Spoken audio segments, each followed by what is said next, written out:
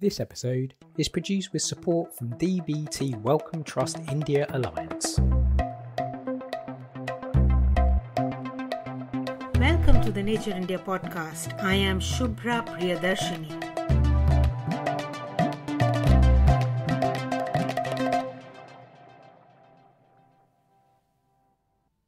It's June 2021, 15 months into our living with the COVID-19 pandemic.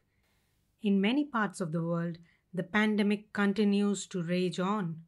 Here, in India, a deadly second wave peaked in May, with more than 400,000 new cases being recorded every day. That graph, of course, is plunging now.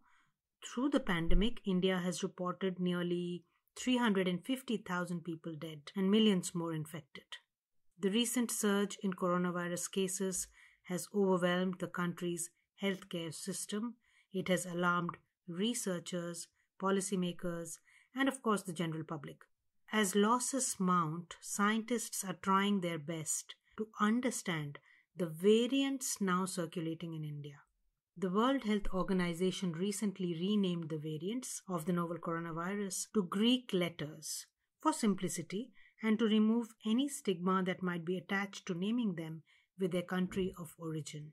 In this episode of the Nature India podcast, we will explore how variants arise, what sets the Delta variant, earlier called the B.1.617.2 variant that originated in India, apart from the others. Will our existing vaccines provide immunity against emerging variants? So how exactly does a COVID-19 variant evolve? We asked Chitra Pattabhiraman to explain. Chitra is an early career fellow at the National Institute of Mental Health and Neurosciences, Bangalore. She works on novel or emerging viruses in human populations, and her research focuses on how viruses mutate. So actually we can think of the virus as having inside it the instructions to make itself. And those instructions are what we would call the genome of the virus. So when the virus makes copies of itself, it can make mistakes while copying. So think of it like you're doing a Xerox copy of a page, right? When you're copying it out, you can make mistakes. And so this is what happens when a virus makes a copy of itself or replicates. And for SARS-CoV-2, this rate is roughly one mistake every 2 weeks is what we get to see. So by now, it has been in the population enough that you will start seeing a variety of these genomes, just based on differences from what was originally circulating in Wuhan, China in 2019. Okay, so the variant of concern on top of everyone's minds right now is, of course, Delta B.1.617.2, which was first detected in India. Anurag Agrawal, director of the Institute of Genomics and Integrative Biology in Delhi, was part of the consortium that first reported the Delta variant of SARS-CoV-2 as a potential variant of concern. It has become the dominant strain across India, and as we speak, it has spread to at least 62 countries, including the United Kingdom, Fiji, Singapore, and Australia. The current variant that everybody is interested in, which WHO has now called Delta, we are stopping using complicated nomenclatures, and we certainly don't want to use name of countries, is the one that was originally found in India and appears to be much more transmissible than previous variants. Transmissibility means if one person is infected, how many more people can they infect? It is determined by something called R0.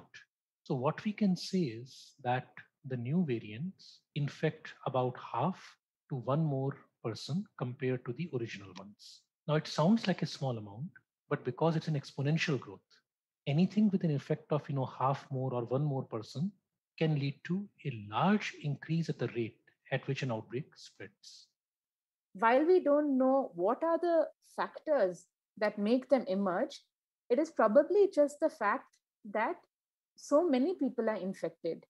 And we believe that things like immunosuppression, having like these large number of people infected, long transmission chains, gives the virus the opportunity to change itself.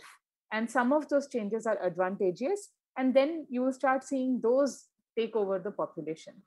All right, so how they're taking over the population has a lot to do with the changes in the virus's spike protein, the protrusions on its surface that make it look like a crown or a corona under the microscope, as everybody knows by now.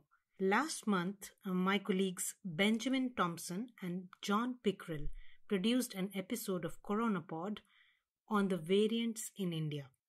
Here's a quick snippet from John Pickrell, Nature's Asia Pacific Bureau Chief.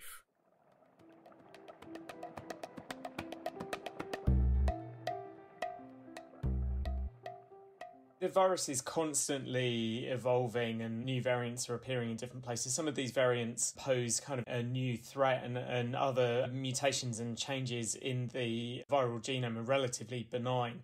But one area that scientists are particularly interested in is the virus's spike protein, which allows it to gain entry into cells. So one of the groups in India who's been studying the virus, they looked at the spike protein and they found 8 mutations in that spike protein. And a number of these have been kind of concerning because 2 of them look similar to mutations that have allowed other variants of concern to become more transmissible. And a third resembles a mutation that was found in another variant called P1, which, caused outbreak in Brazil earlier this year, and they found that third mutation resembles one that may have allowed the P1 variant to sort of partially evade immunity and led to that outbreak among people who'd already been infected with the virus in Brazil. So the genomic work is really important to show us some of these different mutations, but then to kind of actually see whether these mutations are allowing the virus to be able to enter cells more efficiently or have other effects. We have to actually test it. Some experiments in hamsters that seem to show it causes some more damage and inflammation in the lungs. Okay, so the studies are still very preliminary, as John says. Going forward, what will help prevent the emergence of more new variants and, more importantly, new surges?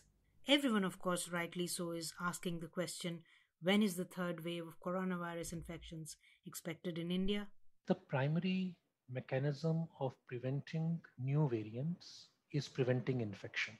This can be done in only 2 ways. One is normal public health measures of containment, and the second is vaccination. At the end of the day, I see these 2 as the 2 main pillars on which any strategy to contain variants would be built. Okay, so there's concern among general people as well as public health managers about whether the current crop of vaccines will be effective against all these emerging variants or not. What do we know so far? So John Pickrell actually did explain this a bit in CoronaPod earlier. So there have been very preliminary studies which actually tested the 2 vaccines that are currently being used in India. So one of those is the Covaxin vaccine made by Indian firm Bharat Biotech, and the other one is the locally produced version of the Oxford AstraZeneca vaccine, which is called Covishield. And certainly at the moment it appears that those vaccines are still effective against the variant, but they're very small studies with small sample sizes, so really they're just the beginning of trying to work out what's going on with this variant. We went back to Anurag Agrawal and Chitra Pattabhiraman to tell us a little more. What we can see is that as per Public Health England, a single dose of AstraZeneca vaccine, what we called Covishield, gave around 33% protection, while 2 doses gave around 60% protection. So it is not very bad. If you were to see how bad these things can be, you can look at the South African variant B.1.351, now called Beta, in which the study showed that the AstraZeneca vaccine had gone down to 10 to 20% effectiveness. So the variants currently circulating in India have some loss of immunity, but not a tremendous one. And most importantly, whether in Public Health England or in hospitals, there are very, very few reports of people developing severe disease or death after being double vaccinated. So while we can expect that in the future, this will be a challenge and vaccines may need to be revised. And companies are already planning their changes and the booster doses and so on. At the same time, it looks like the current vaccines do protect. Okay, good to know. So we adhere to the public health measures that we are already following, basically masking and physical distancing and getting vaccinated as soon as possible. But there's another crucial intervention, and that is finding the variants early. That's why sequencing or genomic surveillance is key, right? If you have large number of infections, but you never sequence anything, you will never find a variant. We must continue our efforts to find them by sequencing continuously. I can tell you that genomic surveillance across the world has been incredibly fruitful in tracking variants. So, for example, the variant in the UK was tracked because UK did a lot of sequencing. So, they were able to catch this sort of new variant quite early. They were able to inform the world quite reasonably fast. I think the current average time around the world has been 3 months of finding a variant of concern. I'm very certain we can take at least 3 to 4 weeks off that number. Now that's some progress. Of course, we need more to track emerging variants rapidly. For instance, COVID tests could help diagnose which variants people have, not just whether they're infected with SARS-CoV-2 or not. Development of these technologies is underway. As scientists keep doing their part, let's make sure we do ours.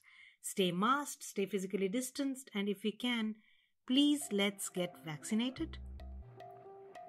We'll be back soon with another insightful episode around science in India. Until then, you can tune in to Nature's podcast Coronapod for more. And of course, come back to Nature India podcast for new episodes in Hindi and in English. I'm Subhra Priyadarshini, and this is the Nature India podcast.